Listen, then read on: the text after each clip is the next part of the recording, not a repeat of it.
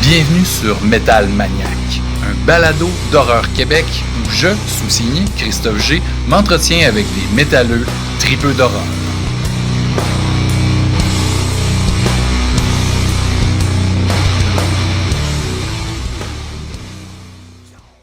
Metal Maniac, épisode 16. Mesdames et messieurs, bienvenue à bord.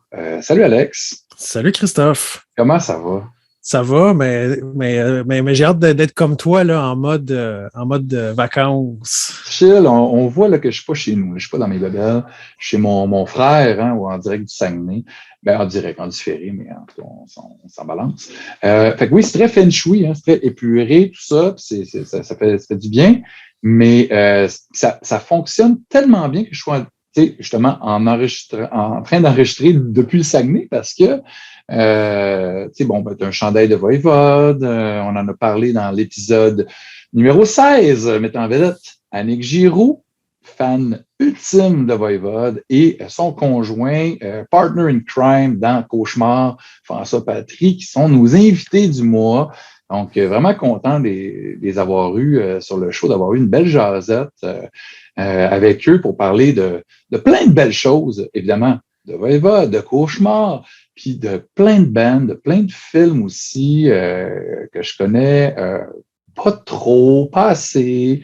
Tu sais, c'est le fun de se faire découvrir des affaires. Puis vraiment, ben, tu sais, Annick, c'est drôle parce qu'il y a quelques années, on en parle un petit peu dans la jasette, mais on a fait un road trip à un moment donné avec Wayne Archibald, qui est un tape trader émérite, hein, qui a collaboré au succès de plusieurs artistes ici, dont Voivode, grâce au tape trading back in the day dans les 80s. Puis on voit ça beaucoup dans le livre L'évolution du métal québécois, volume 1.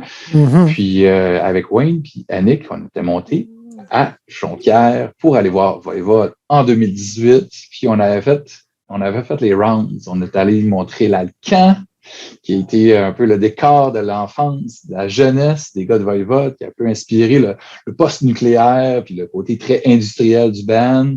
Puis, j'étais très content de retrouver Annick, que je n'avais pas revu depuis ce temps-là, même si c'était se voir en virtuel. Ça a été une belle jasette. Fait que là, tu sais, là, on va parler de Voivode un peu. Là, tu as une belle sélection musicale à nous parler, Alex, comme d'habitude, mais je voulais juste faire une petite parenthèse, parce que, bon, Voivode, évidemment, 40 ans de carrière, hein, cette année, fait 40 ans, c'est fou. La fierté québécoise au niveau du métal. Fierté, régionale, évidemment. Moi, je viens de Chicoutimi, tu sais, c'est un band qui est super important pour moi de par nos origines. Mais, tu sais, 40 ans, eux, ils se gâtent, ils font un paquet de trucs. Il y a eu des rééditions récentes de plusieurs albums, on en parlera tantôt, mais il y a un coffret qui s'en vient de les années Noise Record, l'étiquette allemande qui avait signé Voivode à l'époque du deuxième album. Puis, il y a un coffret qui s'en vient qui s'appelle Forgotten in Space, qui regroupe les albums 2, 3, 4 de Voivode, soit Roar, hein, R-R-R-O-O-O-A-A-A-R-R-R, donc Roar, avec des tramas en masse, évidemment. Donc, deuxième album après War and Pain, après ça, Killing Technology, après ça, on a aussi Dimension Atroce, Dimension Atroce, et aussi les démos de Dimension Atroce, hein, si on prononce à la saguenéenne. Et il y a également le concert au Spectrum en 1986 du No Speed Limit Weekend au Spectrum, malade. Puis, en plus de ça, il y a un DVD avec un paquet de trucs. Il y a une clé USB avec tout le coffret en MP3. Donc, le coffret vinyle, elle a absolument hallucinant. J'ai vu des photos, on a vu des vidéos qui ont circulé un petit peu. Une version CD aussi du truc. Donc, moi, j'attends ça impatiemment. Je dois faire la critique aussi pour Rumor. Donc, surveillez ça sur les réseaux sociaux.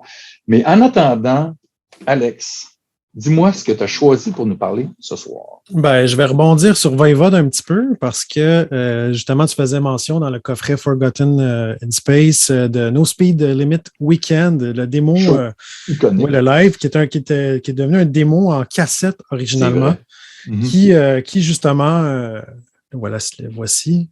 Je ne sais pas si on voit bien. Oui. Donc, c'était un tape démo à l'origine qui se retrouve dans le fabuleux coffret cassette No Speed Limit, qui est une compilation de tapes démo de bandes québécois. Justement, tu parlais de tape trading, donc il y a une petite. D'ailleurs, dans ce coffret-là, il y a 8 cassettes. Là, le coffret est vide, là. C'est pas parce que je me suis fait voler mes cassettes, c'est parce que je les ai toutes sorties puis je les ai mis dans des vraies pochettes en plastique. Des boîtiers de plastique. Là, je ne les ai pas toutes sorties, j'en ai pris quelques-unes, mais si vous voyez, il y a Oblivion, dans le temps qui écrivait son nom avec un I, donc pas avec un E. C'est le démo numéro 2 d'Oblivion. Avant, c'était un trio. Il n'y avait pas encore Pierre Rémillard dans le band, mais c'est quand même intéressant. Des bands comme Aggression, Vor, Soothsayer. De Québec. Il y en a plein d'autres. Oui. Donc, mais c'est ça. Donc, ce coffret-là de cassette No Speed Limit, c'est justement Annick Giroux qui a rassemblé, qui a réuni ces tapes-là, ces démos-là. Elle a demandé la permission au band, évidemment, pour les reproduire parce que ça se trouvait évidemment plus. Donc, elle a refait chaque cassette comme le plus près de ce que c'était originalement. Puis justement, ça c'est vraiment, je pense que c'est dur à trouver maintenant. Là. C'est du bonbon pour les fans, ça, exactement. Des trucs qui ont été produits à 200-300 copies à l'époque. Oui, c'est ça, il y a quelques centaines d'éditions du coffret. Mais c'est justement, tu parlais de Wayne Archibald, le tape trader, mais toute cette tradition de tape trading-là qu'on a vu surtout dans les années 80 et 90, c'était vraiment la façon de découvrir les bands à l'époque. Hein. Il n'y avait pas d'Internet, fait que les gens s'envoyaient des tapes, des mixtapes même, ou carrément leurs albums en copie en cassette pour faire découvrir leurs trucs. D'ailleurs, il y a un truc intéressant. Là, je passe à une autre affaire qui n'a pas rapport. Je n'avais pas prévu de parler de ça, mais ça m'a fait penser que le groupe Death, le groupe américain Death, Chuck Schuldiner. Oui, Chuck Schuldiner, quand il y a eu les rééditions de vinyle, dans une des pochettes, je ne sais pas si c'est Scream Bloody Gore ou Leprosy, mais il y a un échange entre lui et Max Cavalera de Sepultura. Ils s'échangeaient, ils s'envoyaient leur tape. Il y avait un extrait d'un message, une lettre qui avait écrit en disant « Je tripe sur ton band, moi mon band c'est Sepultura, voici ce que je fais, j'aimerais ça que tu l'écoutes puis que tu me redonnes des nouvelles. » Fait qu'ils s'échangeaient, ils correspondaient, c'est aussi la correspondance, le tape trading. Fait que c'est vraiment plein de belles histoires comme ça pour l'univers du métal. Donc, oui, la communauté se bâtissait comme ça. Ça se promenait, justement, ça changeait de continent. Les gens ils voulaient avides de découvertes. C'était vraiment ça. C'était la façon de. Les MP3, évidemment, ça n'existait pas, le World Wide Web. Fait que c'était vraiment la façon de. Les gens payaient des timbres, puis ils s'écrivaient des lettres à la main. C'est complètement surréel quand tu penses à ça. Aujourd'hui, ça demandait beaucoup plus d'énergie de faire ça. Là. Ben oui, totalement. Fait que ça, je trouve que aussi, c'est un beau travail de mémoire qu'Annick a décidé de faire avec ça. C'est beau. En plus, on voit le logo sur la pochette, le logo du speed metal dans le temps. Ben oui.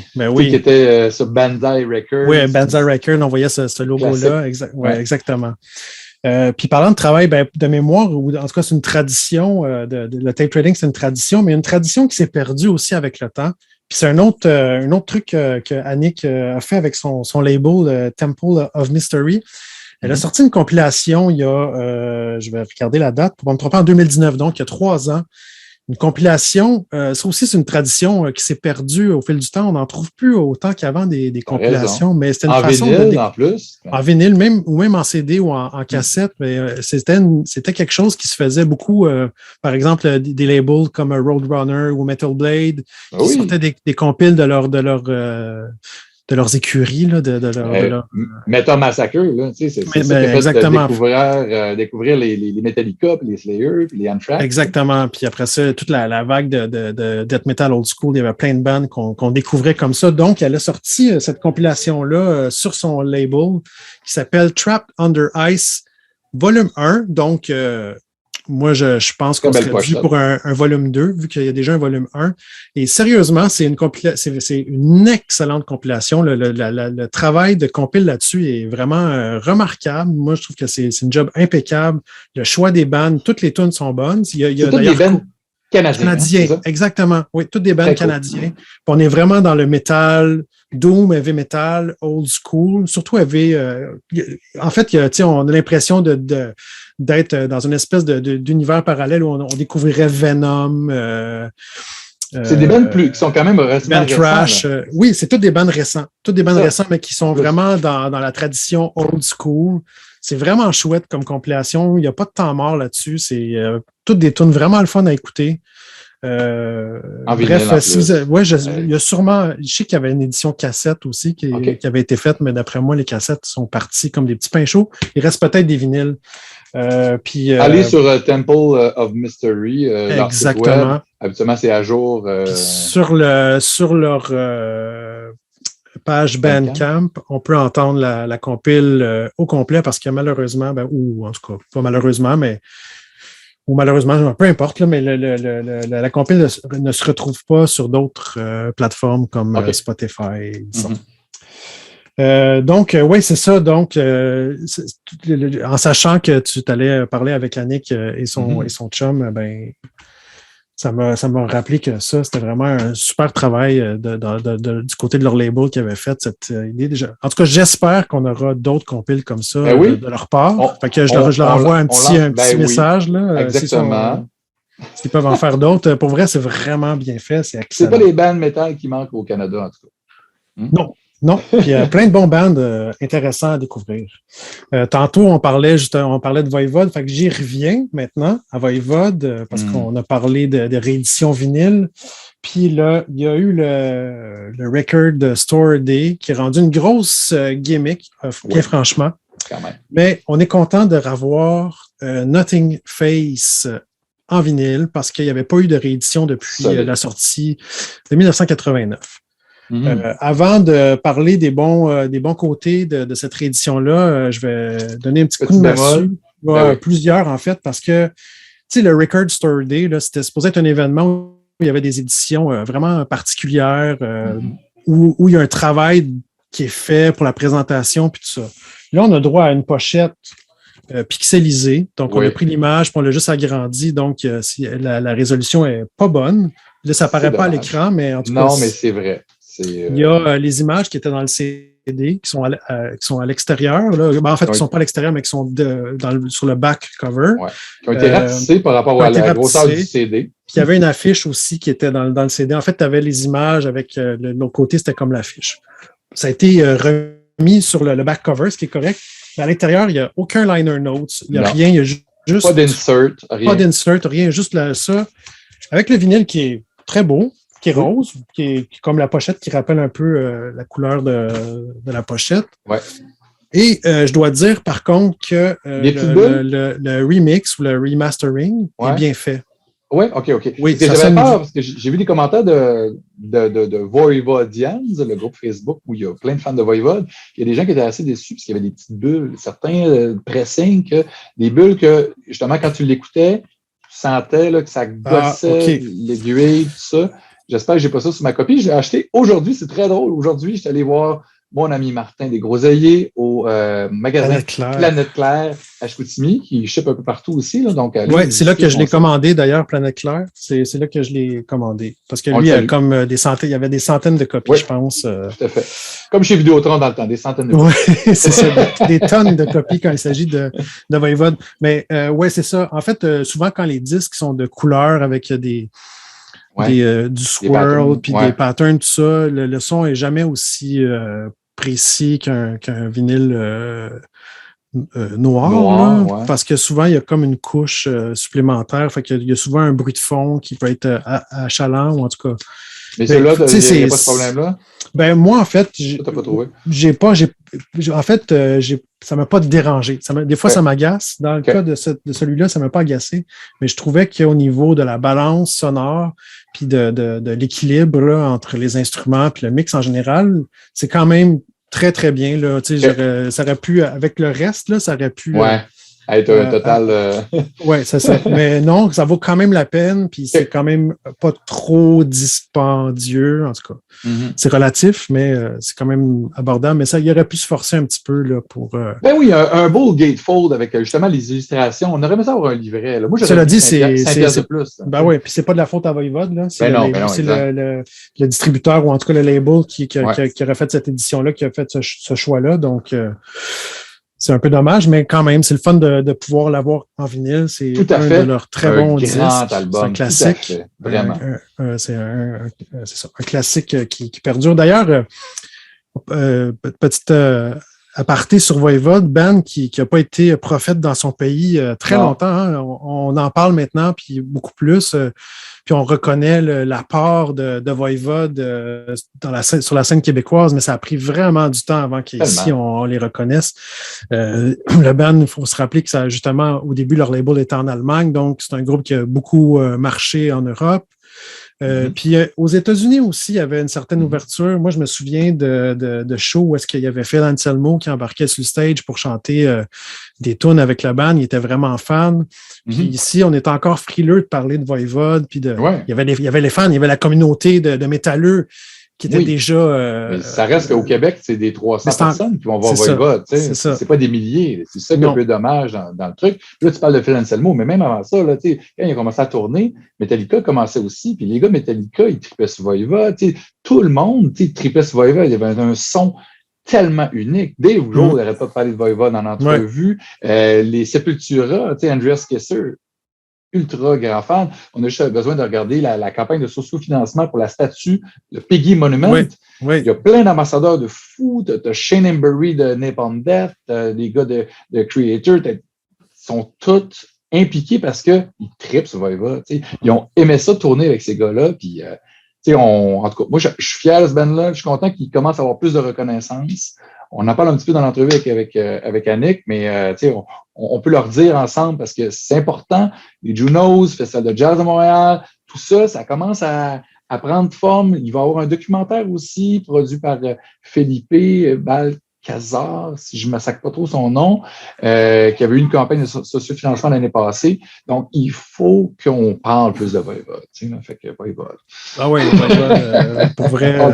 All the way. Oui, absolument. Puis ce qu'ils font encore aujourd'hui, c'est hallucinant. Je sais pas, c'est bon. C'est vraiment excellent. Il y a quelques années, Dan Mongrain. Dan Mongrain, qui a réussi à pas remplacer, mais il a trouvé un équilibre entre ce que lui est capable d'apporter puis le son. Il a super bien intégré le son de Voivode, de Peggy, de Denis D'Amour dans. Tellement. Puis ça s'est fait graduellement. Exactement, oui. C'est ça. Puis Dan Mongrain, on l'a vu arriver, tout le monde, le guitariste de Martyr, ça marche. Il y avait déjà un peu ce son voivodien-là, dissonant dans Martyr, qui était beaucoup plus élevé, on s'entend, c'était du gros depth technique. Mais là, le gars, il arrive, là, tout le monde accepte ça. Puis là, il reste là, un peu genre, je ne suis pas chaîné, mais il attend le bon moment pour embarquer puis pousser justement ses compos à lui. Puis il a vraiment fait ça dans les règles de l'art. Puis depuis 2 albums, même si c'est Post Society, là, on peut l'inclure aussi, le EP qu'il y a eu avant. Ouais. Mais The Wake, ça a été quelque chose de juste wow, pour vrai. Hey, on est là, on est dans le prog à fond. On prend tout ce que Peggy a amené. On va encore plus profond dans le prog. On est plus tête encore dans tout ce qui est composition. C'est riche. Puis là, il nous arrive avec un album qui surpasse The Wake. Tu sais, c'est complètement flabbergastant. Oui, absolument. On est content. Mais là, tu as quelque chose... Dernière petite recommandation, c'est mon coup de cœur de l'été, je pense. Moi, je proclame déjà que c'est mon album de l'été. Je sais qu'il y a plein de fans de Creator qui sont déçus du dernier album, 8 Uber Alles, ou Uber Alles, je ne sais pas si je prononce comme il faut. En fait, moi, quand j'ai entendu les premiers extraits de l'album, je suis resté vraiment ni chaud ni froid. Là. C'était comme bof. Je trouvais ça vraiment ordinaire, en fait. Puis quand j'ai écouté l'album, on dirait que c'est un drawer. Ben, je sais pas si c'est un grower, mais en écoutant comme l'album, on dirait que ça passait mieux. Je sais pas pourquoi. Okay. Les tunes individuellement, au début, première écoute, me laissaient un peu ni chaud ni froid. Puis là, j'écoute l'album. Première écoute, je fais comme OK, ouais, c'est bon. Puis là, depuis 3 semaines, je l'écoute non-stop tout le temps. Puis vraiment, je sais que les fans de la première heure, des fois, ils peuvent être très critique, très spécifique. Ouais, critique. Puis des fois, ils sont mais comment dire non, mais des fois, cynique. comment non, comment non. Borné. Tu sais, ils sont vraiment dans les des fois, les fans de la première heure sont trop puristes. Voilà, c'est le mot que je cherchais. Voilà. Donc, des fois, aussitôt que ça change un peu, en fait, il avait déjà commencé à changer avec Enemy depuis une couple d'albums. Il avait évolué. Ils sont un peu plus mélodiques des fois, un peu plus ça reste quand même très heavy, là, pareil. Là. C'est lourd. Ça reste du trash, c'est très heavy, mais les refrains, c'est tout le temps là-dessus. Il y a plein d'hymnes accrocheurs. Moi, j'écoute ça, puis je me dis ça en live, là, ça torche, ça tue. J'ai pas de mal à m'imaginer là, les métalleux, le poing en l'air. Puis, c'est vraiment efficace. Puis on a encore quand même plusieurs membres originaux de la bande, dont le chanteur qui est le leader, là, tu sais, qui est le cerveau un peu du... Mille Petrozza ou quelque chose comme ça? Oui, exactement. Ils sont allemands, eux autres. Oui, c'est un groupe allemand. Puis c'est leur 15e album. Eux autres aussi arrivent à 40 ans de carrière. En fait, Creator, c'était 84, mais avant ça, les musiciens avaient un autre nom au début des années 80, je pense autour de 82. Fait qu'on peut dire que c'est quand même 40 ans plus ou moins 40 ans de carrière. 15e album. Puis sérieusement, je ne saurais faire mieux que juste vous le recommander. Allez l'écouter. C'est vraiment... C'est un album parfait, je trouve, de métal pour l'été. Ça s'écoute. Parfait. Hey, c'est pas parfait. Il n'y a pas une toune de plate. Dans chaque toune, il y a quelque chose de le fun. Il y a toujours quelque chose d'intéressant. Des fois, tu as un début de toune, tu te dis, ouais, OK, je pense que ça va être moins intéressant. Puis là, oups, on se fait surprendre par un petit hook, un petit riff, un solo, un arrangement. Vraiment, c'est ça. Je recommande Creator. Je suis très curieux parce que, tu sais, on en parlait juste avant de peser sur Record, que je n'avais pas écouté encore, l'album de Creator. C'est quand même un band que je suis, pas activement, mais que j'aime beaucoup quand même. Puis je sais qu'ils sont capables de livrer la marchandise d'album en album, en concert également. Donc, je suis très curieux d'aller découvrir cet album-là. Puis moi, si je peux me permettre, puis c'était pas prévu non plus, mais j'ai beaucoup écouté dans les dernières semaines Electrified Brain de Municipal Waste. Mm-hmm. Ça, le 1er juillet, qui va être sorti donc au moment où l'épisode sera en ligne. Mm-hmm. Donc, le tout dernier de Municipal Waste, 2e album, avec le 2e guitariste là, qui ont ajouté il y a quelques années. C'est puissant, c'est méchant, c'est lourd, c'est toujours aussi dans la bonne humeur. Beaucoup de fun avec les gars de Municipal Waste. Ils se prennent pas au sérieux. On est encore dans les thématiques super horrifiques avec un paquet de trucs très dans le post-nucléaire, mais ils sont pas aussi sérieux que Voivod. On est quand même quelque chose qui est très tu sais, Voivod sont le fun en show, ils ont du plaisir, on déconne aussi entre les tonnes, mais dans leur texte, c'est quand même assez sérieux. C'est une critique sociale souvent, on parle de l'environnement, tout ça. Municipal Waste, on est beaucoup plus dans les caricatures. Tu sais. Fait que c'est un autre ton. Puis, c'est très drôle parce que j'en parle aussi avec Annick et François, mais je suis allé voir, au moment où ça va être en ligne, ça fait à peu près 1 mois où je suis allé voir Municipal Waste et Voivod et Exodus en show. Puis là, j'étais encore un peu dans les vapes de tout ça. J'ai fini ma critique du dernier de Municipal Waste. Fait que là, il fallait que je vous en parle, messieurs, dames, nos spectateurs, auditeurs. Parce que c'est, pour moi, c'est le meilleur band trash, puis on peut argumenter en masse, là, qui existe là, présentement. Slayer sont plus là. Anthrax, j'adore ça, d'amour. Ils ont ralenti quand même. T'sais. Megadeth, j'aime ça aussi.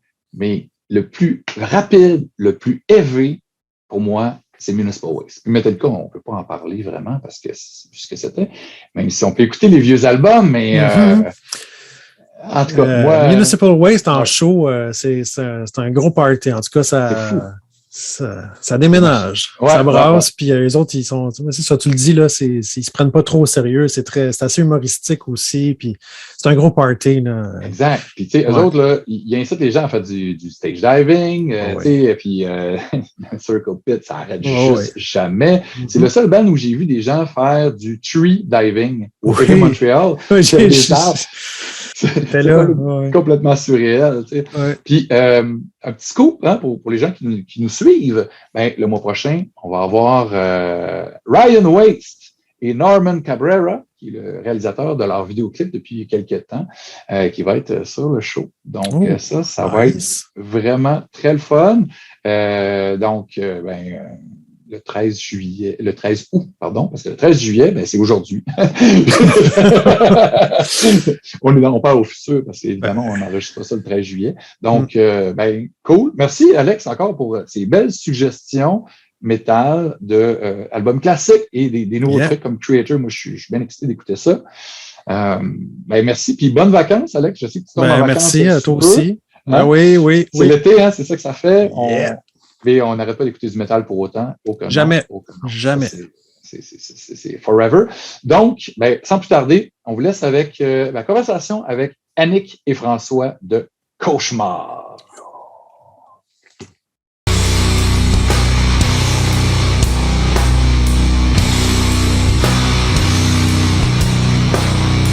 Hey, Annick, salut! Content de te voir, content de te rencontrer, François. Oui, ça fait un petit bout qu'on ne s'est pas vu. Ben oui, c'est ça que je me disais, c'est quand est-ce la dernière fois qu'on s'est vu? En fait, une des seules fois qu'on s'est vu, tu sais, dans le fond, c'était au show Return to Margot qu'il y a sur l'édition 2 disques. Oui, c'est ça qui a été enregistré à Jonquière. Ouais. Ça, c'était un beau trip avec Wayne Archibald.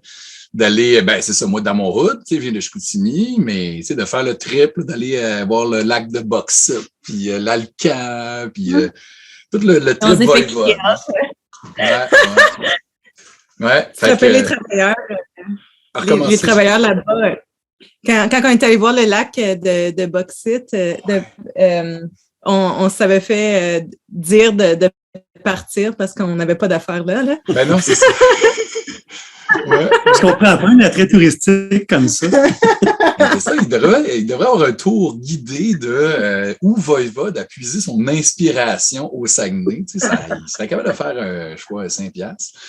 Mais vraiment content de vous avoir sur le show, hein? Metal Mania. Oui, merci beaucoup. Santé. Hein? On va se prendre un petit verre, puis on va jaser de métal puis de films d'horreur, parce que moi, c'est ça que j'aime dans la vie. Puis la bonne bière. Puis, tu sais, moi, là, habituellement, je commence ça, on parle de musique, puis après ça, j'ai une petite question segway là, que je vous ai envoyée, puis on flirte avec le métal, avec l'horreur ensuite. Puis, tu sais, c'est très, je suis la conversation, c'est relax, on n'est pas stressé, puis on go with the flow, tu sais. Puis, c'est ça, au moment, la question, c'est vraiment, là, au début, là, le métal dans votre vie, c'est arrivé comment, ça? Peut-être tu peux commencer, toi, vu que t'es le plus vieux. Moi, j'ai mon premier disque comme hard rock que j'ai acheté, c'était comme The Razor's Edge. AC/DC. Puis, comme peut-être quelques mois plus tard, j'ai découvert Black Sabbath par le disque Paranoid. Ah ouais. Puis après ça, j'ai tout pogné les Black Sabbath. Là, pour moi, c'était comme découvrir un monde complètement différent. Là, ça a comme changé ma vie. C'est ça qui m'a rentré dans la musique. Ah ouais. Hein? Puis François, il vient de l'Outaouais comme vraiment creux. Là. Son village, c'était l'île du temps qu'il allumait. Puis c'est ça, comme il demandait tout le temps à sa mère d'aller y acheter des CD au centre d'achat, là, à chaque fois qu'elle allait comme dans la grande ville. Mais tu sais, Black Sabbath, c'est vraiment un bon point d'entrée avec ça, avec le métal. Tu sais, c'est vraiment comme la source, tu sais, du truc, à quelque part. Bon, évidemment, il y a bien des influences, puis on peut creuser plus profond, tu sais, quand on est mélomane. Mais Sabbath, tu sais, moi, je trouve ça le fun de jaser de ce band-là parce que, bon, évidemment, il y a des albums incroyables, mais c'est juste le nom. Tu sais, ils sont allés chercher un nom de film d'horreur Puis, tu sais, on dirait que c'est de là que toute la partie, puis toutes les connexions que je fais avec l'horreur puis le métal, tu sais, bon, les bands métal qui se retrouvent sur des trames sonores de films d'horreur, puis des pochettes, tout ça, ben, ça part tout de Black Sabbath à quelque part. C'est ça qui est cool. Oui, puis c'est quand même un groupe qui est difficile à battre encore aujourd'hui. Et comme côté comme chanson, ils ont comme tout écrit les riffs, des bons riffs, tu sais. C'est tous des super bons musiciens. C'est vraiment... on écoutait ça l'autre jour avec le band, puis on se disait comme Chris, il n'y a rien qui a topé ça encore. Là. Puis il y a toujours des vagues de bands qui, tu sais, bon, à un moment donné, ça a été le stoner. Après ça, c'est devenu, bon, il y a eu du doom. Il y a tout le temps des bands qui, tu sais, on retourne aux sources, tu sais, on retourne à Sabbath, tu sais, les bands Cadaver, tous ces bands-là qui ont sorti peut-être une dizaine d'années. C'est comme, c'est encore un peu on fait un reset. On recommence à faire du hard rock, proto-metal, puis on s'en va là, puis tu sais, on s'en sortira pas. Là. Dans 50 ans, on va encore écouter du Sabbath. Ils ont arrêté. Ozzy est à l'hôpital présentement, puis tu sais, on sait pas combien de temps il reste à Ozzy dans sa vie, mais tu sais, il y a un moment donné, il faudrait qu'il prenne un break parce que, tu sais, je pense que c'est tough pour sa santé. Mais les albums, on va les avoir encore. Tu sais, tu parlais tantôt de l'album Paranoid. Moi, j'avais acheté ça à un marché aux puces à Chicoutimi en vinyle, 5$. Puis ça a comme été wow, la pochette est donc ben cool, tu sais, l'espèce de chevalier avec une épée, puis mais tu sais, les tunes là-dessus, on se tanne pas. Puis après ça, t'écoutes l'album Black Sabbath, c'est comme, oh my God! Tu sais, moi, je veux y aller à un moment donné, prendre une photo où ce que la sorcière allait, tu sais, là. Ouais, moi aussi. J'aimerais bien ça. C'est comme le pèlerinage que tu veux faire. Et la pochette aussi, ça a l'air comme, on dirait une image d'un vieux film d'horreur comme The Hammer ou quelque chose comme ça. Ouais. C'est comme délaté. Je l'ai tatoué. Je l'aime tellement, cette pochette. C'est une de mes pochettes préférées. Toi, Annick, évidemment, tu es un petit peu plus jeune. Ça a été quoi des premiers bands low ou hard rock ou metal qui sont venus te chercher, toi? Ben, j'ai comme un drôle de premier band. Quand j'étais au primaire, comme on venait d'avoir Internet en genre 97, puis j'avais comme des amis un peu partout dans le monde. Comme j'étais une vraiment grosse fan de Sailor Moon, OK, quand j'étais vraiment jeune. Là. OK. Puis j'adorais Sailor Moon, j'étais comme une maniaque. Puis j'avais une amie de la Belgique qui était comme correspondante avec moi. Puis elle m'a envoyé des cassettes du band Ex-Japan. Puis là, c'est un groupe, regarde, je vais te montrer les pochettes. Là. Ça, c'est un groupe japonais, comme vraiment très, très, très, très connu au Japon. OK. X, c'est la lettre X. Oui, X. Donc, ils s'appelaient X avant, puis ils ont changé leur nom à Ex-Japan parce qu'il y avait déjà un band qui s'appelait X à Los Angeles. Ouais, c'est ça, exact. C'est ça, cette band-là. C'est comme un peu trash metal, power metal, très mélodique. Avec des power ballades. Oui, vraiment cheesy. Là. Ah ouais? Mais genre, je connaissais toutes les paroles quand j'étais jeune. Là, puis même les paroles en japonais. Oh, OK, en phonétique. Oui. Puis ça, c'était mon premier band. Puis j'ai écouté les cassettes, là, comme... C'était des cassettes enregistrées, puis jusqu'à temps que ça devenait wobbly, là, comme ça devenait comme... T'avais trop écouté. Vraiment, là, wow! Moi, les chansons, je pouvais plus les écouter. Tu sais, je les ai cassées. Moi, je les ai usées à corde. Mais ça, c'est des albums qui étaient enregistrés vers quelles années? C'est fin 80, ça? Ou... c'est fin 80. Le premier, je pense, c'est 89. OK, mais faut que j'aille écouter ça. Non, c'est plus tôt que ça. Moi, c'est ça, c'est fin 80. Puis, ils ont une carrière dans les années 90. Ils sont plus actifs. Non, attends, ils sont encore actifs. Ils ont fait des shows en 2012, mais... qui remplissaient des stades, genre des stades de football de 50 000 personnes. Là-bas. Ouais, ils sont huge, là. Oui, ils en ont fait en Amérique du Sud, puis ils ont joué comme aux États-Unis, puis ils ont fait des gros stades aussi. Ah, ouais. Mais on dirait que personne connaît cette bande-là. Oui, ils ne sont pas super connus. Moi, c'est cool parce qu'avavec ce podcast-là, je fais des playlists aussi pour accompagner l'épisode. Fait que je vais essayer de trouver de la musique. J'espère qu'il y en a sur Spotify. Tu sais, je sais pas, je vais aller fouiller. Ouais. Non, mais c'est cool. Ça. Puis, donc, ça, c'était mon premier band. Puis, ouais. après ça, j'ai perdu contact avec ma correspondante, mon pen pal, dans le fond. Puis là, ben, j'ai recommencé comme de la base. Tu sais. Là, j'étais comme, OK, j'aime vraiment ce style-là, mais je connais rien. Tu sais, j'avais une grande sœur, mais elle n'était pas dans le métal. Tu sais, j'étais une fille, une jeune fille, comme, tu sais, j'avais comme 11 ans, là, quand j'ai découvert ça. Donc, j'ai parti vraiment de la base avec Black Sabbath, avec Rush. Oui. Puis, après ça, j'ai découvert le thrash metal. Là, j'ai capoté ma vie. Là. J'étais comme, wow, finalement, du band comme X-Japan, tu sais. Puis, puis après ça, ben, it goes downhill. Là, oublie ça. T'es tombé dans le rabbit hole du métal. Ouais, là, après ça, les exact. ramifications. Puis tu parles du trash. Puis le trash, pour moi, là, en tout cas, c'est mon sous-genre préféré dans le métal. C'est là ce qu'il y a le plus de fun. Tu sais, je trouve. Tu sais, le party, là, Municipal Waste, je suis allé voir ça en fin de semaine avec Voivod, tu sais, je te disais ça avant. Ah oui, c'est ça, t'es allé. Ouais, c'est pour ça que là, j'ai mis un bandana jaune pour filer être full soleil parce qu'il mouillait toute la journée. Mais c'était vraiment cool. Puis, tu sais, c'est ce genre de truc que, tu sais, on peut pas, tu sais, ça se prend pas trop au sérieux. C'est, on a du fun, puis on déconne, puis là, tu sais, c'est vraiment un gros circle pit du body du stage diving en masse. Mais au show, il y en avait pas, il y avait comme un genre de 4 pieds avant la scène, là, puis ils n'ont pas pu avoir ça. Mais c'était. Comment? Excuse-moi, moi j'aime le trash, mais qui est vraiment comme sérieux, genre comme le contraire de ça pas mal. Là. Comme la scène allemande. Ouais. Puis, Destruction. Ouais, c'est ça. Destruction, c'est. Ouais.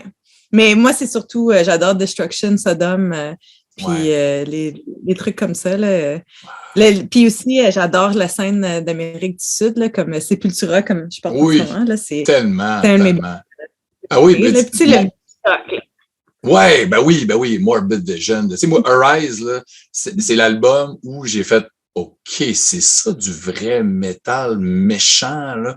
Tu sais, là, j'ai vraiment pogné de quoi, tu sais, moi, j'avais écouté, du Def Leppard, tu sais, j'ai Hysteria, c'était comme la grosse affaire pour moi. Metallica, c'était trop élevé à ce moment-là pour moi. Puis après ça, j'ai écouté d'autres affaires. Puis là, j'ai écouté pas mal de air metal. Puis après ça, j'ai écouté du Anthrax. OK, c'est mélodique, mais ça rentre au poste, c'est cool. Puis là, après ça, j'ai écouté Arise. Puis là, j'ai ma jaw à drop. Puis là, j'ai fait « Oh shit, ça c'est The word is old. » Moi, c'est vraiment Morbid Visions, là. C'est comme un de mes albums préférés, là. Puis tu sais, comme, il y a beaucoup de fans de Sepultura qui l'aiment pas, parce que c'est tellement comme guttural, puis comme bestial. Ouais. Mais pour moi, je trouve que c'est vraiment evil, comme c'est vraiment méchant, tu sais, c'est vraiment evil, là, comme musique, là.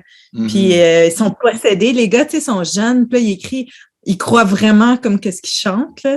Puis c'est mal joué, mais on s'en calisse parce que ça sonne tellement bien. C'était cru, tu sais, il faisait ça, ça sortait, il fallait qu'il joue du métal, c'est ça, tu sais, tu sentais que ça allait pas bien au Brésil, tu sais, c'était trash, inspiré par le climat là-bas, puis ils parlaient pas la langue, ils se faisaient traduire leurs paroles, c'était tout croche, tu comprenais pas trop ce qu'ils voulaient dire, puis c'est pas grave. Ils mettaient toute leur vie là-dedans, comme ils mettaient toute leur intensité, puis... C'était ça qu'ils fait, c'était leur centre de leur monde, là. Puis là, tu sais, bon, évidemment, là, vous êtes ensemble, les gens se demandent, OK, bon, ils sont sûrement un couple, c'est des amoureux, mais aussi, vous êtes des collègues, hein, vous êtes dans un band cauchemar depuis un bon bout, hein? Ça a commencé, quoi, en 2007, c'est ça? Oui, en 2007, oui. Ça fait plus que 10 ans. Hey, c'est hot en crime. Vous avez sorti un album récemment, un troisième, quatrième parution. Mais là, si on recule un peu, qu'est-ce qui vous a inspiré à jouer de la musique? Parce qu'on écoute de la musique, mais on n'a pas tout du talent. T'sais, moi, j'ai essayé de jouer de la guitare, puis à un moment donné, je me suis rendu compte que j'étais mieux pour en écouter puis en parler. Ça a commencé comment pour vous? Moi, c'est assez drôle parce que c'est une sœur qui m'a appris à jouer de la guitare. Pas ta sœur, là, genre comme une sœur dans un couvent. Non, une sœur. Puis c'était le prof de musique à mon école secondaire. J'avais comme 11 ans à peu près. Là. Ah ouais. Puis mais elle était vraiment cool. Elle avait un super bon sens de l'humour. Puis des fois, comme j'ai fait jusqu'en secondaire 4 des cours de musique avec elle. Puis tu commençais déjà à écouter du métal à ce moment-là.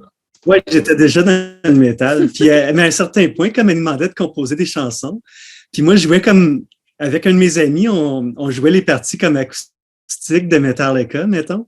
Puis on faisait semblant que c'était nous autres qui avaient composé ça, puis il était super impressionnant. 100%. Et toi, tu as commencé à jouer de la musique, de la guitare, tout en partant, François? Oui. Okay. Moi, même, j'ai commencé à jouer de la guitare autour du moment où j'ai découvert AC/DC. Ah ouais? Puis, rendu à quand j'ai découvert Black Sabbath, je jouais déjà de la guitare, puis je me suis lancé dans ça. Je jouais à peu près 4 heures par jour dans ce temps-là. Ah ouais? Hein? J'apprenais toutes les chansons de Black Sabbath. Je faisais pas mes devoirs. Puis, non, mais je faisais mes devoirs à l'école, comme ça, j'avais pas besoin d'en faire à la maison. Ah ouais, puis tu passais tes soirées à jouer. Ouais. François, sa guitare de prédilection, c'est une Gibson SG. Donc, il était vraiment AC/DC puis Black Sabbath. C'est vraiment ses influences. Nice. Puis moi... pardon. Non, vas-y. Moi, je viens d'une famille pas mal de musiciens, là, comme mon père. Mon père, c'est un claviériste comme qui va jouer comme dans des places de personnes âgées, puis il fait des mariages, des funérailles, des affaires de même. Okay. C'est comme un chanteur keyboardiste. Là. Donc, puis ma mère a travaillé à la radio. Donc, j'ai tout le temps comme grandi dans la musique. Puis, avec des mélomanes, puis ça jouait la musique chez vous tout le temps? Pas nécessairement, en fait. On n'en écoutait pas tant que ça à la maison. Mais comme ma mère, elle rapportait beaucoup des CD de son travail à la maison. Puis j'accompagnais souvent mon père comme pour aller chanter avec lui dans les places de personnes âgées. Ah, fait que tu as commencé un peu en faisant des bacs avec ton père? Oui, un petit peu. Okay. Puis là, le premier instrument que j'ai joué, c'était la basse. Non, excuse-moi, c'est la guitare. Donc, j'ai appris la guitare quand j'étais vraiment jeune. J'avais guitare acoustique, classique en fait. Puis j'avais un prof qui venait chez nous, puis tout ça. Puis après ça, je voulais joindre un band quand j'avais 14 ans, qui s'appelait Dolt dans ce temps-là. Okay. J'habitais à Orléans, en Ontario. Okay. Puis c'est ça, on jouait des covers de Black Sabbath, de Nirvana. C'était vraiment, c'est ça. C'était vraiment comme basique. Là. On n'avait pas de chanteur dans ce temps-là. Okay. Donc, j'ai vraiment joué de la basse au début. Là. J'ai eu plusieurs groupes. J'ai eu Dolt. J'ai eu un groupe de cover de Beatles. Ah ouais. Puis de chansons des années 70. J'ai même eu un groupe trash qui s'appelait... C'est quoi le nom? Exterminator. J'ai joué dans un groupe death metal. Tu sais, on n'a comme pas vraiment enregistré rien. Là. Okay. Morbid Prophecy, mon groupe death metal. Okay. Puis, finalement, quand j'ai rencontré François, on n'avait pas vraiment comme c'est ça, on avait des goûts vraiment similaires, puis on s'est dit, écoute, il faut vraiment qu'on parte un projet ensemble. Là. Ça a pris plusieurs années comme à découvrir notre style. Puis à trouver les bonnes personnes avec qui jouer aussi. Oui, c'est ça. Donc, tu sais, on a commencé comme à écrire des chansons en 2007, à peu près, 2006-2007. Mais on a enregistré notre premier album, notre premier EP en 2010. Donc, ça a pris vraiment longtemps à trouver notre son. Puis au début, c'était vraiment nul. Qu'est-ce qu'on écrivait, là?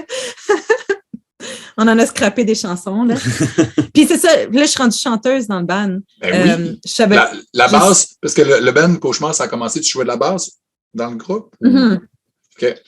Oui, puis on voulait un chanteur. C'est ça, on n'avait pas de chanteur. Comme un gars. OK. Ça aurait pu être une fille aussi, mais comme Annick, c'était la bassiste dans ce temps-là, c'est qu'elle ne se voyait pas chanteuse. Pas pantoute. Okay. Je ne savais pas chanter. Sauf qu'on a essayé plusieurs personnes, puis ça ne marchait juste pas. Puis finalement, Annick s'est décidée à chanter, puis c'est resté comme ça. C'est ça, j'étais comme fuck, man. Il n'y a personne, tu sais, qui. Mais il n'y avait personne. Tu sais, notre style, c'est du doom metal traditionnel. Tu sais, il y avait comme quasiment personne qui écoutait ça à Montréal dans ce temps-là.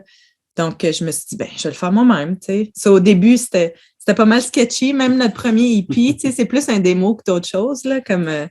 je chante pas super bien, mais j'ai pris des cours de chant depuis, puis j'ai essayé d'améliorer ma voix un peu. Là. Bon, à force de faire des shows, ta voix, elle s'est développée. Ça se développe aussi. Tu as dû prendre l'assurance aussi, en plus. Oui, c'est ça.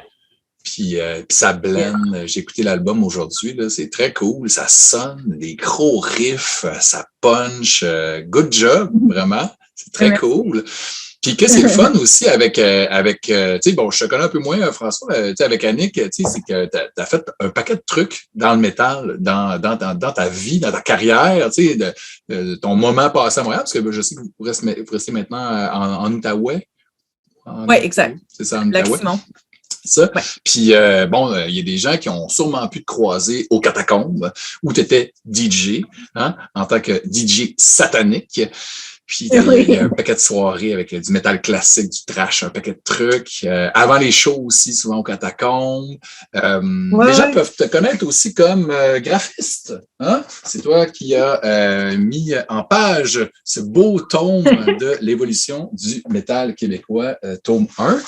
Puis Louise Girard me disait, parce que je collaborais un petit peu au tome 2, que tu étais impliquée aussi, qu'éventuellement tu allais mettre ça en page quand ça sera prêt pour une continuité visuelle. Fait que ça, c'est nice. Oui, exactement. Parce que c'est tellement le fun. Tu sais, ce livre-là, ça a tellement été du grand travail là, de Félix Desfossés, de la belle recherche. Puis, tu sais, j'ai tellement appris de choses. Là, tu sais, c'est incroyable comment il y a des groupes que on connaissait pas, tu sais, des groupes régionaux là, qui sortent pas de la région, tu sais, des groupes de Sherbrooke ou de Trois-Rivières. Puis, tu sais, moi, je viens du Saguenay. Évidemment, Jonquière, tu sais, c'est à côté de Chicoutimi, puis Voivode, tu sais, c'est le band le plus connu de la musique lourde au Québec, tu sais, puis au Canada même. Puis on les aime d'amour. Puis tu sais, il faut absolument, puis je somme tous les gens qui nous écoutent là, d'aller donner de l'argent à la campagne de socio-financement pour la statue, le Peggy Monument. Ça, c'est des chums à moi qui ont mis ça sur pied pour justement ériger un grand monument, une statue qui va être magnifique de Fred Laforge, qui est un artiste. Ils ont travaillé fort là. C'est vraiment beau. Puis j'espère de tout cœur que ça va fonctionner là, parce que tu sais c'est un guitariste tellement influentiel, puis c'est un band, oh my God, c'est comme, c'est des dieux, là, Voivode, là. Il faut que ça arrive, là. Tellement, tu sais, puis, tu sais, je trouve que depuis quelques années, j'ai la misère à parler un petit peu parce que, c'est pas parce que je suis ému, c'est parce que, en fin de semaine, j'ai crié beaucoup, Hier, j'avais plus de voix, là, je parlais avec une voix avec la baisse comme ça. Mais c'est un groupe qui a, tu sais, enfin, il y a la reconnaissance, c'est le festival de jazz, ils ont joué, ils ont eu un Juno, tu sais, ça commence on commence à réaliser que le métal, c'est pas de la musique de tout nu, de poêle, tu sais, de malpropre, d'ex-détenu, parce que, tu sais, bon, évidemment, les cheveux longs puis les tatous, ça fait peur au monde, mais plus aujourd'hui, tu sais, c'est des conneries, là, tu sais, là. Avant, dans les années 80, je peux comprendre que c'était un peu mal vu, là, mais si on creuse un peu puis on découvre que, tu sais, c'est juste en fin de semaine, la parenthèse, j'étais encore dans les vapes de mon festival, là, c'était le Pure Filth. Ça s'appelait le Pure Filth Fest. Il y avait Exodus, il y avait Municipal Waste, Voivode et plusieurs autres groupes. Carnivore AD.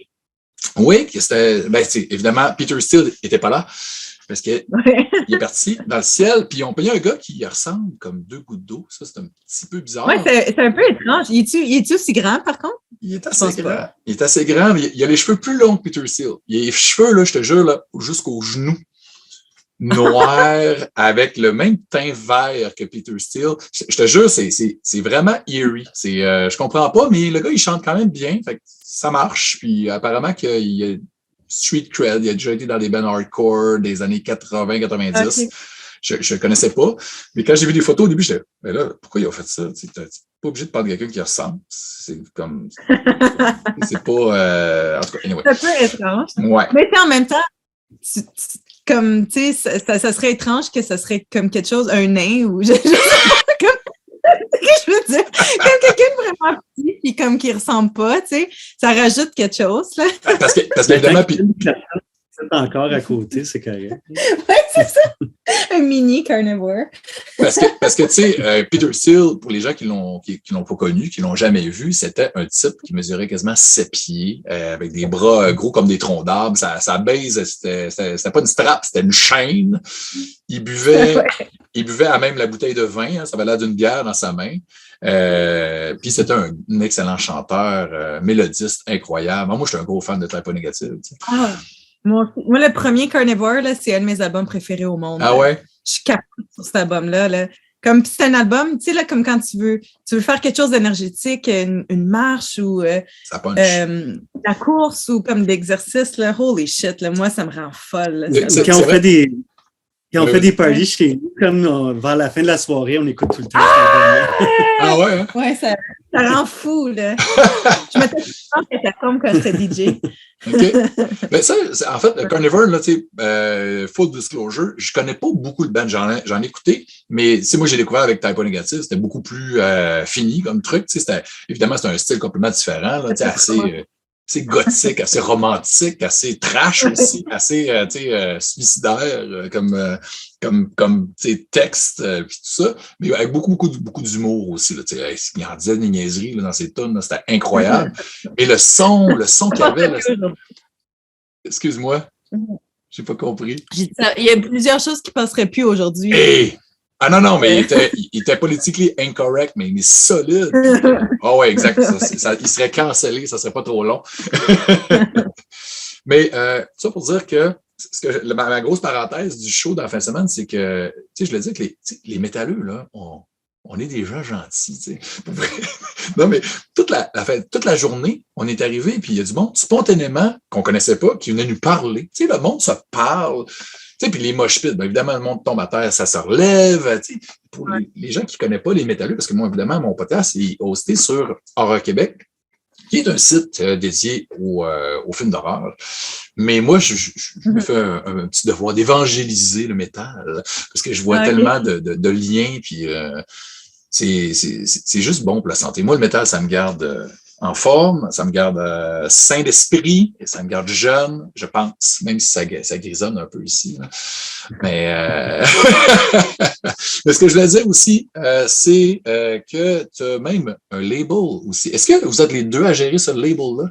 J'imagine, hein, ça part de chez vous, ça. Oui, c'est ça. Dans cette maison-ci. Moi, je suis comme la propriétaire légale là, du label. Puis lui, c'est mon employé de... L'employé du mois. De chaque depuis 2016, à peu près. Ouais. Ça s'appelle Temple of Mystery Records. Puis t'as parti ça en 2013, à peu près 33 disques. T'as sorti des disques de Pagan Altar, Outre-Tombe, vos disques aussi, un paquet de trucs. C'est pourquoi t'as décidé de partir à un label? Tu sais, c'est quand même c'est un projet qui demande beaucoup d'énergie. Puis on s'entend que les mélomanes aujourd'hui qui achètent des disques, il y en a de moins en moins.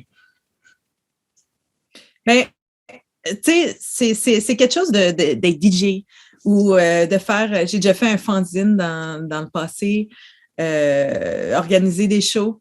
Mais comme l'affaire ultime, c'est vraiment... Pour moi, là, c'est vraiment de produire des bands, de sortir des albums. Tu sais, c'est comme... Tu fais la promotion comme de bandes que t'aimes. Puis ça, c'est comme, tu sais... C'est une marque d'amour. Pour moi, c'est important. On trouvait aussi que comme il y a, tu sais, aux États-Unis ou en Europe, il y a plein de labels, mais au Canada, il n'y en avait à peu près pas.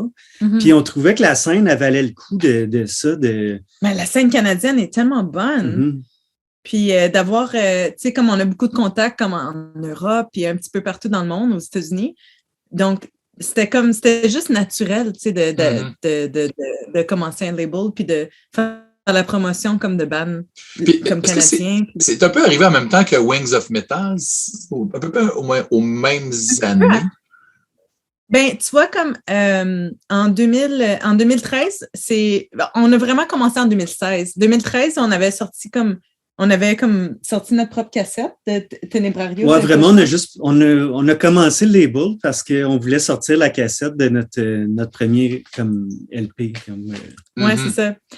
Mais oui, ça a commencé à peu près dans ces années-là. là, mais C'est comme 2016, notre première sortie sortie. après cette cassette-là. ouais, Mhm. ça a commencé là. Pour les gens qui ne connaissent pas Wings of Metal, que je viens de mentionner comme ça, c'est un festival que tu organisais au Catacombes, un festival de 2 jours avec des groupes métal classiques, trash, des bands d'ici, des bands d'ailleurs, des vieux bands cultes aussi que tu nous ressortais de ton chapeau, Satan, des trucs comme ça. J'ai malheureusement jamais eu la chance de venir à ce festival-là, mais je voyais les belles affiches. Parce qu'évidemment, ça je ne l'ai pas encore dit, tu as tellement de cordes à ton arc. Tu es graphiste, hein, conceptrice graphiste depuis super longtemps. Tu fais des pochettes d'albums, puis tu faisais des posters de ces festivals-là, puis ils étaient ça coche, là, vraiment. Ça donnait vraiment le goût. Et les billets, ils partaient en 2 minutes et demie. C'est pas grave, les catacombes. Ouais, c'est ça. Mais c'est ça le trip de ce festival-là. C'était comme avoir un gros festival comme style européen dans une petite salle. Donc, les groupes, ils capotaient, là, comme... l'ambiance. Oui, l'ambiance, là, c'est... Puis le son était tout le fou. temps parfait, comme au Catacombes. Il y avait une terrasse à l'extérieur pour... Tu avais tout ce que tu avais besoin. Pour jaser avec des amis que tu n'avais pas vus depuis le dernier Wings of Metal. C'était vraiment... C'était une petite famille, dans le fond. C'était vraiment... On voyait les mêmes personnes d'année en année. C'était vraiment le fun. Mm-hmm. Parce que vous l'avez fait pendant... de 2013 à 2017, c'est ça? Quelque chose comme ça? Je pense que oui. Je pense il y a comme une année qu'il n'y en a pas eu. Oui, il y a une année qu'il n'y en a pas eu, mais il y a eu 4 éditions seulement. OK. C'est quoi ton plus beau souvenir, votre plus beau souvenir là, de ce trip-là? Moi, je n'étais pas dans l'organisation. C'est que moi, Mais tu l'as vécu pareil. En tant que je faisais juste boire de la bière et écouter de la musique. Il l'a vécu malgré lui. Mais tu étais là. Oui, j'étais tout le temps là. En tant que spectateur. Je veux dire, tous les festivals, c'était vraiment incroyable. C'était comme de la magie dans l'air. Je ne sais pas, il y avait quelque chose de tellement spécial parce qu'il y avait nos amis qui venaient, puis tu sais, tu avais tous les trucs qui étaient alentour, les parties après le festival qui se passait chez nous. Hein, oui, il y avait tout le temps à peu près 15 personnes qui dormaient chez nous pendant cette fin de semaine-là. Puis, je sais pas, comme, tu sais, il y a des bands qu'on a vues, tu sais, Angel Witch, c'est comme leur premier show au Canada qui ont joué en Amérique du Nord depuis les années 90 ou 80. Tu sais, de voir Razor dans une petite salle, de voir Voivod. Voivod, leur show, il était fucking malade, là. Pagan Altar. Ben, moi, quelque chose de vraiment comme... je pense que le groupe que j'ai le plus aimé voir, c'était The Skull. C'était presque tous des membres de Trouble, incluant Eric Wagner. Puis moi, je suis un fanatique de Trouble. Ça fait que de voir Eric Wagner avec sa voix encore, comme sa voix était malade. Là, comme, C'est comme un Chainsmoker. Oui, c'est ça. Puis il fait des... Mais moi, c'est un de mes chanteurs préférés. Puis de le voir sur le stage dans cette petite salle-là, c'était vraiment magique. Oui, il est décédé maintenant, là, rest in peace, Eric Wagner. Mais c'était... Ouais, puis Satan, leur show était fucking malade. Là. Puis ADX aussi. ADX, oui, Vulcain. En tout cas, sérieux, c'est dur. Oui, c'est dur à dire, mais c'était vraiment un beau festival. C'est sûr que c'était pas tout... Tu sais, il y avait une couple de bandes qui étaient comme un peu... Il y en avait un qui était en particulier. Il y en avait qui n'étaient pas fins. Ça se peut, ça. Ouais. Hein? On va regarder ça entre nous. Sauf que souvent, les gros groupes, souvent, c'était les plus gentils, puis ils demandaient quasiment rien. Comme ils voulaient juste... Il y a beaucoup des groupes comme Vulcain ou Pagan Altar, ils voyaient ça comme leur seule chance d'être capable de réaliser leur rêve de venir jouer en Amérique du Nord. ADX, oui. Tu sais, le budget n'était pas super gros pour le festival, sauf qu'eux autres, ils s'en foutaient. C'était juste comme on veut venir, comme c'est notre chance. Puis il n'y avait comme pas d'ego dans ces affaires-là. Ouais, c'était vraiment cool. Mais en tout cas, je suis content que vous ayez pu vivre ça.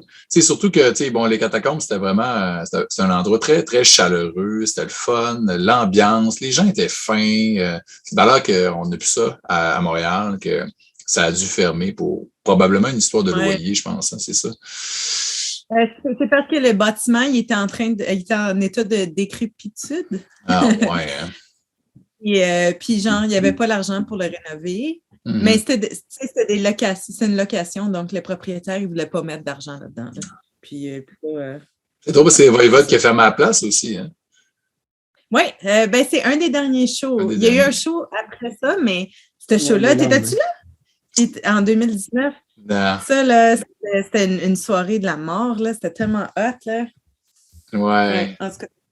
Ah, et là, c'est le moment de l'entrevue où, parce que j'ai pas de compte Zoom payant, faut qu'on fasse de la magie, genre qu'on mette notre main devant la caméra, hein? Les deux. Puis là, on va aller fade to black. Puis on va aller dans l'autre call. Puis... OK. C'est bon. Hey, ça a pris 1 seconde. Puis voilà, c'était réglé. Puis là aussi, c'est le moment où on switch tranquillement, puis on peut continuer à parler de métal aussi en parallèle, mais moi, j'aime ça parler de films d'horreur. Puis la musique, tu sais, il y a tout le temps des moments dans la musique où il y a des moments très connectés à l'horreur. Puis je vous ai posé la question en amont de, pour vous, est-ce qu'il y a quelque chose qui symbolise bien l'union entre l'horreur puis la musique métal? Tu sais, ça peut être, puis comme j'ai donné plein d'options, tu sais, c'est-tu un sous-genre, c'est-tu un band, c'est-tu une tune, c'est-tu une vidéo, c'est-tu une pochette, name it, il y a toutes les bonnes réponses. OK, je vais te faire découvrir un album vraiment spécial.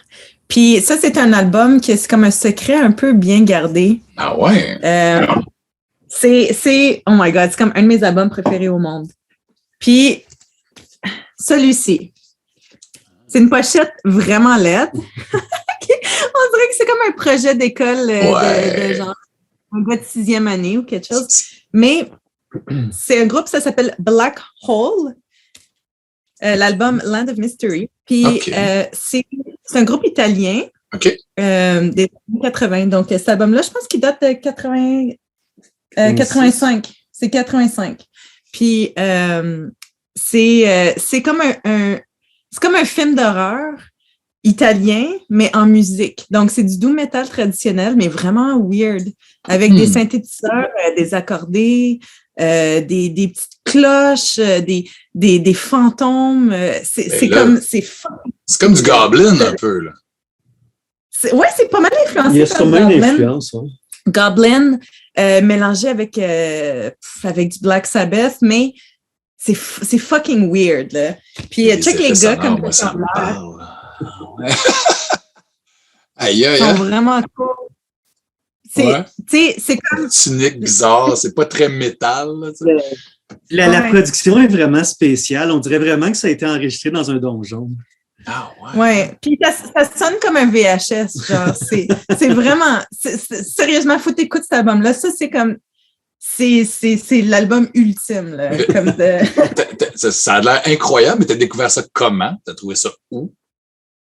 Je pense que c'est peut-être quelqu'un qui m'avait envoyé un CDR comme avec cet album-là dessus. Ça fait vraiment longtemps de ça, mais dans le temps que le monde il s'est changé des CDR. Oui, parce que tantôt, tu parlais aussi de la première cassette du band X Japan que tu avais reçu. Tu faisais du top reading quand même, dans les années 90. Un peu. Ouais. Qu'est-ce que moi, un des trucs que j'ai appris là, dans l'évolution du métal québécois, c'est qu'il y avait des gens qui faisaient ça. Puis, moi, je faisais ça avec mes amis, puis on s'enregistrait des cassettes, puis on se faisait découvrir des trucs, puis c'était écœurant.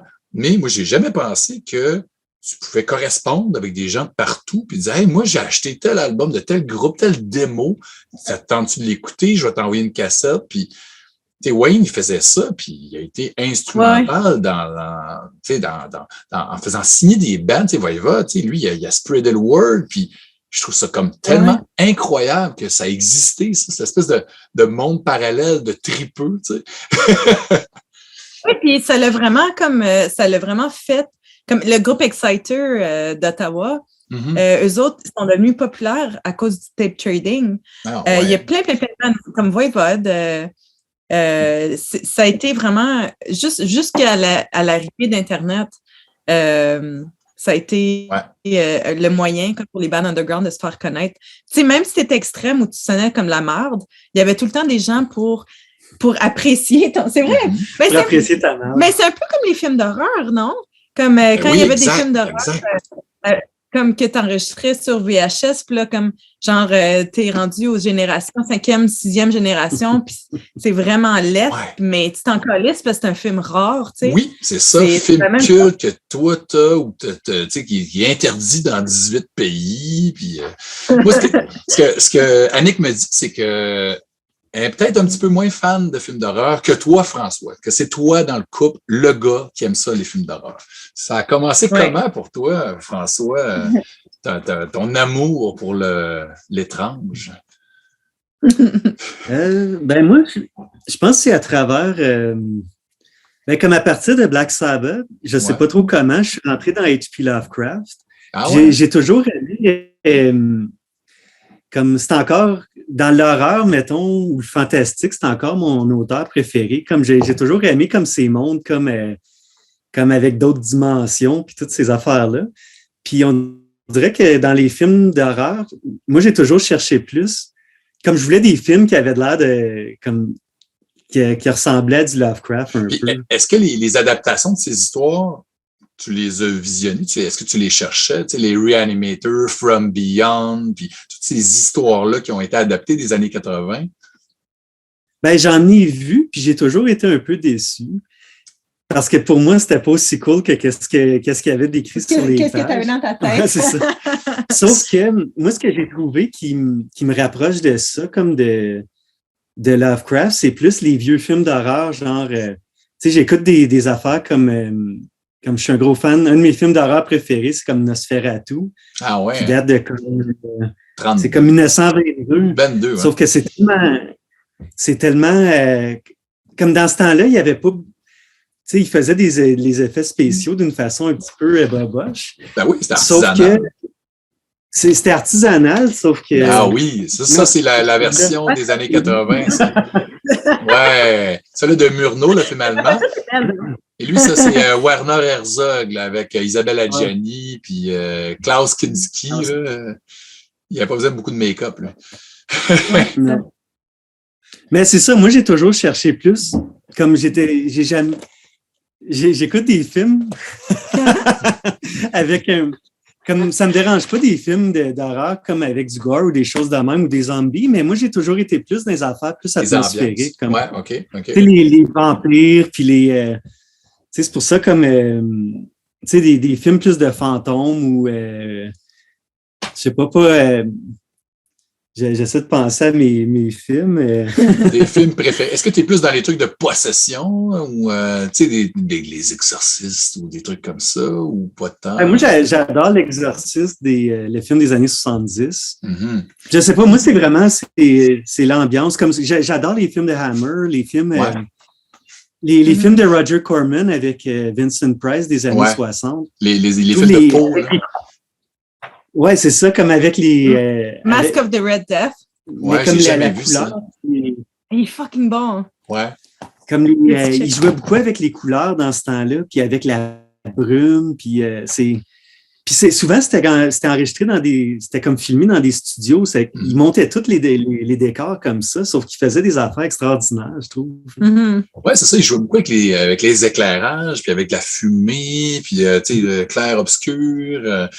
Mais justement, comme dans ce film-là, Mask of the Red Death, il est vraiment cool ce film-là parce que il y a comme un bâtiment comme où est-ce que le film est tourné. Puis dans chaque pièce, il y a comme une couleur thème différente. Puis ils ont filmé ça en Technicolor, donc les couleurs comme sont vraiment ça pop, là. Ça pop, c'est comme des couleurs primaires, c'est vraiment comme, c'est rough, comme c'est... C'est ça que j'aimerais ça, parce que moi, tu sais, tantôt on parlait de l'Italie puis de Goblin, Dario Argento, tu sais, moi, j'aime beaucoup ses films, sa période de fin 70, tu sais, 80, puis, tu sais, Suspiria, tu sais, Inferno, tu sais, tous ces classiques. Deep Red, tu sais, c'est incroyable, l'utilisation justement des ambiances, puis avec la musique, tu sais, moi, ça... flabbergasté, même si l'histoire c'est un peu accessoire, c'est assez hallucinant qu'est-ce qu'ils ont réussi à faire à l'époque. Fait que tu sais, moi, puis honnêtement, moi, je suis beaucoup, c'est ça. Les années 70, c'est vraiment l'Italie, puis il y a aussi, bon, le cinéma indépendant américain, tu sais, le Texas Chainsaw Massacre, tu sais, des films un peu d'exploitation, ces trucs-là. Mais la période Corman, Poe, c'est des trucs que je connais pas beaucoup, que j'ai beaucoup lu dessus parce que je lis tous les magazines puis les livres spécialisés que je peux trouver sur l'horreur, mais il me reste encore des films à voir, hélas. Et c'est ça la beauté de la chose, hein, d'être cinéphile et mélomane, c'est qu'il va toujours avoir de quoi écouter ou à regarder. Non, mais c'est très cool. Mais sinon, vous autres, est-ce que vous collectionnez des films? Est-ce que vous êtes des collectionneurs ou pas tant? On achète des films. Ben, OK, l'affaire, c'est que on stream pas, on télécharge pas. Parce qu'on habite, parce qu'on aime ça avoir l'objet physique. T'sais, on est collectionneur de métal. Puis, je trouve ça con de payer, je sais pas, 10 piastres, 15 piastres sur Internet pour voir quelque chose. J'aime ça avoir le DVD, de pouvoir le VHS, puis de pouvoir le revisionner. Nous autres, quand on aime un film, on écoute, en passant, on écoute tout le temps des films ensemble. C'est pour ça, ça fait 17 ans qu'on est ensemble. Donc, Chapeau. Ouais. Donc, on a comme... Donc, quasiment tous les films que je connais d'horreur, je les connais comme pas mal. J'en écoutais avant toi. Moi, j'avais comme une bonne collection de VHS parce que dans ce temps-là, c'était des années 2000, mais j'avais même pas encore de lecteur DVD dans ce temps-là. Donc, c'est ça, comme François, il m'a découvert le monde comme de films plus comme culte puis fantastique d'horreur. J'ai vraiment tombé en amour. Puis on habitait dans Hochelaga aussi, dans ce temps, comme quand on a commencé à habiter ensemble. Puis il y avait un vraiment bon club vidéo le qui s'appelait 7e. Oui! Je vivais dans Hochelaga aussi, c'était mon club vidéo. Toutes les B-movies que tu peux penser, des non-exploitation, des exploitation, tu pouvais tout trouver ça là, c'était tellement cool. On a tellement exploré là, de films là-bas, là. Ça, là, ça a été une grande tristesse quand ça a fermé. Ouais, c'était une grosse perte pour Montréal. Tellement. Mais quelque chose d'incroyable qui est arrivé, c'est que un ou une mécène, on le sait pas, il y a quelqu'un qui a acheté la collection du 7e au complet, puis qui a fait le don aux bibliothèques de Montréal. Fait que là, il y a les films du 7e qui ont été, je pense pas que les VHS se sont rendus, là, parce qu'il n'y a plus personne qui a de lecteur VHS, mais les DVD, là, puis les Blu-ray, ils sont dans les bibliothèques. Ouais, moi aussi, t'inquiète pas. Il y en a plein de cassettes ici. Mais est-ce que vous en écoutez encore des cassettes? Est-ce que, parce que moi, moi, j'étais un collectionneur qui achète, mettons, tu aimes un film, là, des fois, tu l'achètes en VHS, puis des fois, il y a une belle édition DVD, puis après, c'est une édition Blu-ray. Donc là, quand j'ai, mettons, le choix, je vais probablement écouter la version que ça va être le plus beau à l'écran, mais des fois, je me pop la cassette quand même pour le trip de... C'est comme quand on allait au club vidéo puis on louait des films. Nous autres, Ça, c'est Vampire. C'est un film de vampire des années 30. C'est vraiment cool. Ah ouais, OK. C'est comme un rêve un peu, ce film-là. Ça, c'est un bon film quand t'es buzzé. Ah! C'est un film américain ou... C'est danois, je pense. C'est danois, mais c'est tourné en France. OK. Ah, super recommandé. Ah ouais. Est-ce que mettons qu'on recule, là, ça, c'est une question qui est tough, là. Est-ce que vous vous rappelez du premier film d'horreur que vous avez vu? Le premier. Ou celui qui vous a traumatisé étant jeune, là? C'est sûrement pas considéré comme un film d'horreur, mais pour moi, c'était un film d'horreur parce que ça m'a horrifié. E.T. Quand il est tout blanc, là, couché, là. En fait, non. J'avais à peu près... j'étais super jeune, là. J'avais peut-être 3 ans, 4 ans quand je l'ai vu. Puis, c'est la scène quand il est blanc, mais que son cœur est rouge. Ah ouais, ben ça... T'en souviens-tu? Ouais. Quand son cœur, il sort. Puis, j'ai été tellement traumatisée par cette scène-là que j'ai eu peur du rouge. Toutes les couleurs rouges qu'il y avait dans ma maison. Ouais, toutes les couleurs rouges qu'il y avait dans la maison, comme je freakais out, genre, je m'en souviens encore, comme j'ai demandé à ma mère de cacher toutes les couleurs rouges de la maison. Mais t'étais Puis petite, ça m'a fait... Ouais, j'étais petite. Mais je m'en souviens, on avait une lumière dans notre douche. On avait comme une lumière rouge comme pour faire de la chaleur, tu sais. Puis après avoir vu le film, j'avais pris ma douche. Puis là, la lumière était allumée. Puis j'ai comme crié. Là, j'avais tellement peur. Je pensais que c'était le cœur de E.T. T'avais suivi jusque dans la salle de bain. Ouais. Mais ça, c'était vraiment comme le premier film qui m'a comme vraiment traumatisée d'horreur, tu sais. Puis après ça, il y a eu Gremlins. C'est tous des films comme pour enfants. Moi aussi, moi, Gremlins, c'est le premier que... c'est le seul film que je me souviens que j'ai... je pense que j'étais au primaire quand je l'ai vu, puis ça m'a vraiment traumatisé, ce film-là. J'ai eu de la misère à dormir pour quelques jours après ça. Il y a certaines séquences. Je me souviens pas de quelle sorte de film que c'est, mais ça m'a traumatisé. C'est sûrement rien. Tu l'as pas revu, Gremlins, après toutes ces années? Non, je ne l'ai pas vu. Il a trop été traumatisé. Ah oui, hein? Je l'ai tellement vu souvent parce que, bon, c'est un film qui est... c'est un genre de film d'horreur familial, mais il y a quand même des séquences qui sont très horrifiques. Tu sais, bon, le petit Gizmo, il est tout gentil, tout poilu, ça a l'air d'un petit poméranien, mais quand il devient... quand là, il y a des grosses bébites là, qui sortent du petit, puis ils mangent après minuit, puis là, ils deviennent des grosses bébites, des cocons comme dans Alien, ils tuent du monde, eux autres, là tu sais. C'est pas super graphique, là, mais à un moment donné, il y a un monsieur qui se fait tuer par une déblayeuse à neige. Parce qu'eux autres, c'est des tabarnaks, là, c'est des bébites-là. Puis, à un moment donné, ils sont dans un bar, là, c'est l'anarchie. Il n'y a pas grand monde qui se font tuer, mais à un moment donné, la mère, elle est dessus. Il y en a un qui passe dans le blender, il y en a un qui explose dans le micro-ondes. Tu sais, c'est quand même pour un enfant jeune, je peux comprendre. Puis moi, ma fille, elle a 8 ans, puis elle n'est jamais prête. D'un an à l'autre, à chaque fois que c'est Noël, moi, je vais lui faire écouter, parce que c'est un film qui se passe à Noël.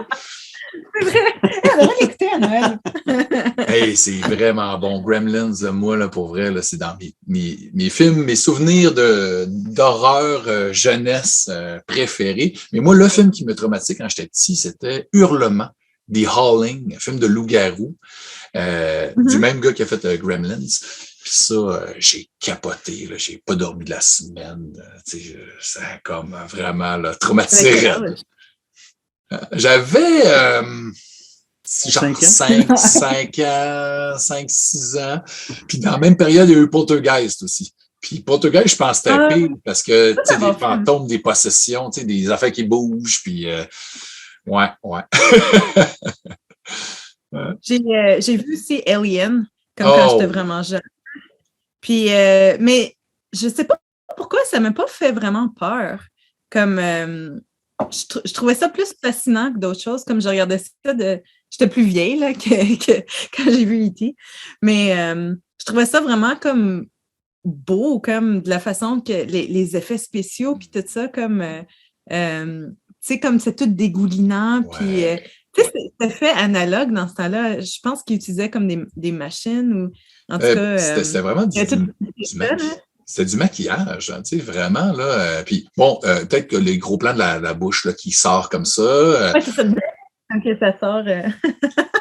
Mais, tu sais, c'est un gars en costume, hein, c'est complètement fou, là. Sa tête était dans le cou de la créature, puis il y avait l'espèce de grand dôme en avant. C'est un gars qui mesurait 7 pieds environ, là. Fait que là, il était vraiment... Puis, c'est évidemment, je sais pas, bon, vous savez peut-être, le Giger, H.R. Giger, l'artiste suisse, tu sais, qui a fait des pochettes métal, qui a designé l'Alien. Puis, comment? Celtic Frost? Ouais, Celtic Frost, Triptychon aussi. Ouais. Il a fait Danzig. Ouais. Ah oui, c'est vrai. Danzig 3. Ah, Danzig 3, c'est vrai. Okay. Puis il a fait aussi Debbie Harry, elle a fait un album solo. J'avais oublié. Ouais, cool cette pochette-là. Emerson, Lake and Palmer. Ouais. Ça peut pas rapport. Ouais, c'est ça, t'écoutes la musique, c'est quand même smooth, puis la pochette est comme vraiment là, creepy. Carcass aussi.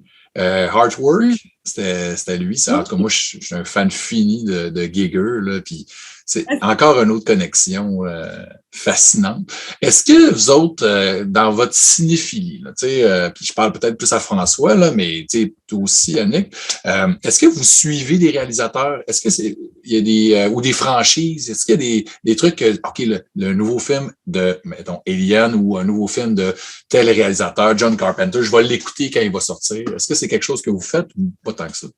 Pas moi. Là. Ben, moi, j'écoute pas beaucoup d'affaires récentes. Moi, les séries que je vais suivre, c'est plus comme... Je suis un fanatique de Vincent Price. Puis n'importe quel film avec Vincent Price. Je sais pas si tu as déjà vu Theater of Blood. Non, ça, j'ai jamais vu non plus. Et c'est pas mal cool. C'est un film des années 70. C'est comme plus ou moins une comédie, mais c'est vraiment rough comme affaire. Okay. Mais en tout cas, n'importe quel film de Vincent Price ou de Christopher Lee ou... Ça, c'était must. Avec Peter Cushing, là, c'était la trinité là, de la Hammer. Là. Ça, Peter Cushing, pour moi, c'est Van Helsing. Il n'y a personne d'autre qui peut être Van Helsing. En plus, bon, tu me dis que eux autres, tu tripes sur eux autres, mais tu pourrais juste écouter les films qu'ils ont fait eux autres puis en avoir là, jusqu'à la fin de ta vie. Là. Ils ont été tellement prolifiques. Ils tournaient beaucoup, ces gars-là, là, puis ils étaient respectés. Là. Un autre que j'adore, c'est Boris Karloff. Ouais. Ben oui. Comme il y a un film, je ne sais pas s'il est super connu, mais The Body Snatchers, mais comme c'est un film de Jean-Boris Karloff qui va déterrer des corps pour un médecin, genre. Mais ce film-là, il y a une ambiance comme de Londres, comme un petit peu comme Jack the Ripper. C'est vraiment sombre, c'est cool. Ça va déterrer des cadavres. Aujourd'hui, c'est le solstice. Oui, ben oui. The Wicker Man. Ce film-là, c'est nous deux, c'est un de nos films préférés. C'est un de nos films préférés qu'on a vu comme genre vraiment souvent. On l'écoute peut-être une fois par année, ce film. Oui, à peu près en ce temps-ci de l'année. Hein? Bien à m'aider. Oui, c'est ça. Ah non, mais c'est excellent. Justement, Christopher Lee, puis le côté païen, soleil, hein, on est beaucoup dans le soleil, puis les rythmes. Mais ça, je trouve ça intéressant comme un film d'horreur dans le soleil, tu sais. C'est quand même spécial, puis c'est rare. Ben, il faisait beaucoup ça dans les années 60-70. Puis on dirait qu'ils ont recommencé, mais avec comme Midsommar, comme ça se passe beaucoup de jours, on dirait qu'ils ont redécouvert que comme le jour pouvait être aussi creepy que la nuit. Midsommar, on ne se le cache pas, là, c'est clairement inspiré de Wicker Man. Là, ça vient de là. Sauf ils ont amené ça à d'autres places. C'est plus choquant, mettons, mais il y avait quelque chose dans Wicker Man qui c'est malaisant, tu sais pas qu'est-ce qui se passe, il cache de quoi, puis tu sais, l'enquête du gars, ça tourne en rond, puis tu sais, en tout cas, c'est un slow burner, là, mais c'est magique.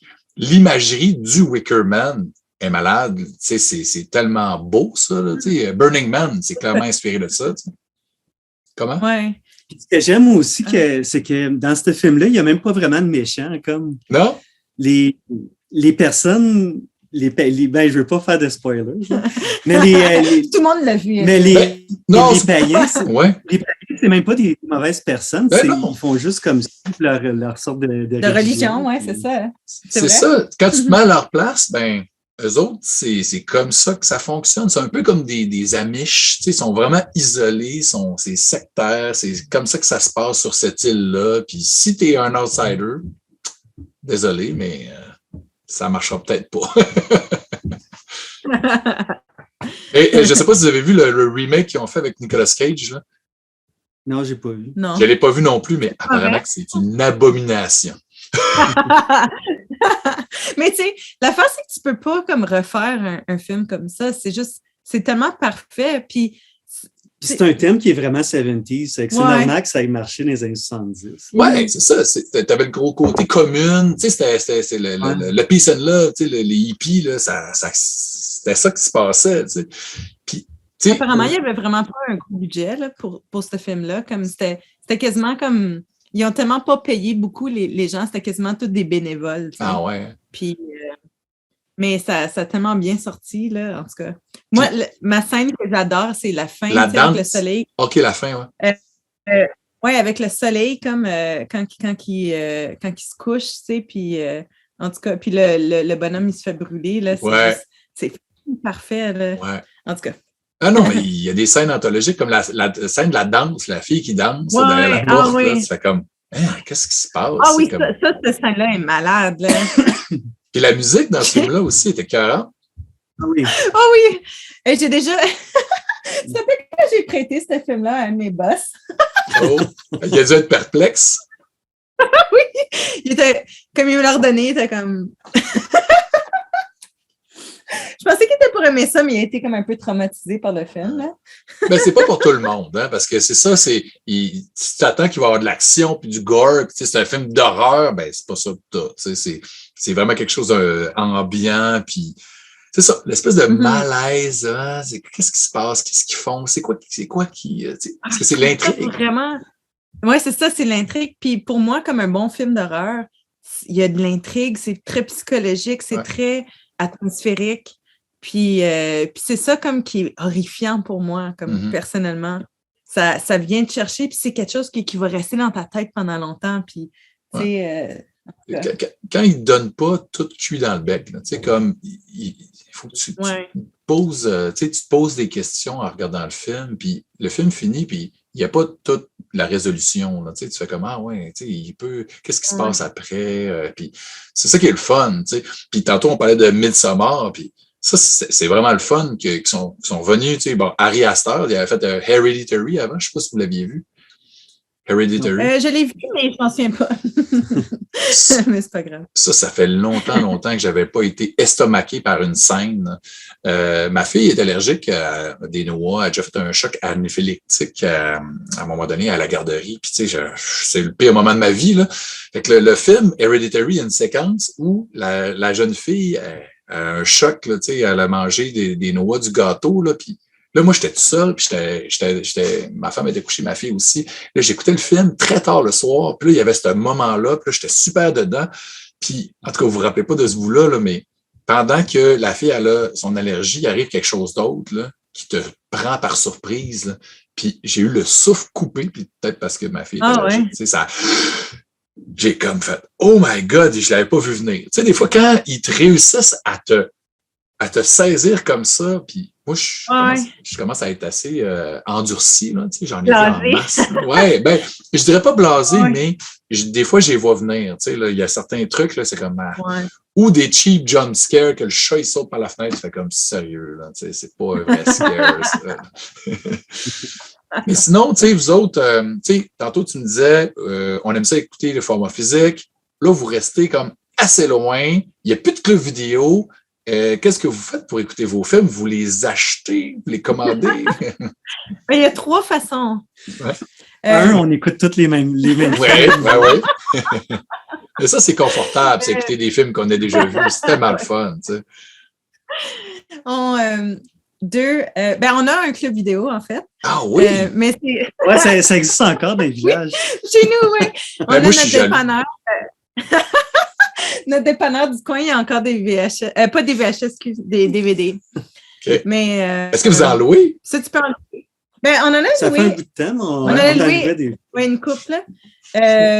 Numéro 3, on commande la bibliothèque. Ben oui! C'est rendu ça. C'est rendu ça, les les réseaux des bibliothèques du Québec. Oui, exactement. Puis si, en fait, si vous avez accès aux bibliothèques de Montréal, mais comme je disais tantôt, il y a des films du 7e. Fait que là, il y a peut-être... Cool. Ben oui. Mais je pense pas qu'on a accès à Montréal. C'est de l'Outaouais seulement, malheureusement. Okay. Là. Mais puis c'est sûr, il y a des fois qu'on va faire du streaming, mais le problème, c'est qu'on est tellement reculé où est-ce qu'on habite qu'on a Internet par satellite. Donc, on a une limite de 100 gigs par mois. Donc, ouais, tu peux pas comme écouter beaucoup de films, là. OK. Sinon, si on retourne rapidement en finissant, parce que bon, l'heure est presque terminée, à la musique Cauchemar, l'album qui est sorti, disponible sur Bandcamp. Il y a au mois de mai que c'est sorti. J'imagine, bon, il y a une sortie physique aussi sur votre label. Ça existe en vinyle ou en cassette. Oui, en vinyle, en CD, en cassette. Hey, c'est malade, en cassette. Moi, j'achète encore ça des cassettes dans la vie. Moi, j'aime ça. Moi, je suis omnivore. Moi, j'ai tous les formats. Puis, j'ai vu que tu avais des vidéodisques. Ouais, j'ai ça, moi. C'est un des formats les plus insolites qui existent, que j'étais tombé là-dessus dans des marchés aux puces, puis j'étais comme, c'est donc, mais gros, c'est vraiment cool. C'est comme un vinyle, mais non, en plastique. Puis à un moment donné, je suis tombé sur un gars qui avait un lecteur et une centaine de vidéodisques qui m'a fait, 200 pour $1 chacun. Fait que là, j'ai tout pris le lot, puis là, depuis ce temps-là, je suis comme le king du vidéodisque. Le gardien du vidéodisque. Oui, en fait, je me considère comme un archiviste un peu, puis je fais de l'évangélisation de ça aussi, parce qu'il n'y a personne qui connaît ça. Puis moi, je suis content de faire découvrir ce format, ce dead format-là aux gens, parce que ça a duré 2 semaines à peu près. Ça a duré genre 79 à 83, puis quand VHS de bêta sont arrivés, ça, c'est mort dans l'œuf.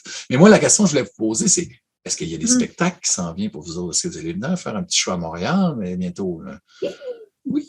Le 30 juillet, donc le mois prochain, à peu près dans un mois. Là. Et là, c'est pour ma fête. Moi, ma fête, c'est le 31 juillet en plus. Mais écoute, ça me ferait plaisir de t'offrir une entrée. Là. On s'écrira après. Ah, ben c'est gentil. Ben, sûrement. 30 juillet, parfait. Fait que les gens à la maison, notez ça. Ben, merci. On va jouer avec Freeways puis Luger. Oui. Ça va rocker. Oui, ça va rocker. C'est où ça? Au Piranha. Au Piranha, ben oui. Puis, apparemment que le Piranha sont en train de faire une vraie salle de spectacle dans le Fritalard qui est en dessous, qui est fermé. Oui, exactement. Ils ont acheté le Fritalard. Mais ça ne va pas être là encore, là. Non, comme ils n'ont pas eu le temps de déménager. Ouais. OK. Mais en tout cas, à suivre. Hey, vraiment content de vous avoir jasé ce soir de musique, de métal, d'horreur, mes choses préférées dans la vie. Puis, ben, on va se voir en vrai au mois de juillet. Faut croire. Okay. Yes! Ben, merci à toi. Merci à vous autres. Puis, keep on rocking. À bientôt. Salut! Bye!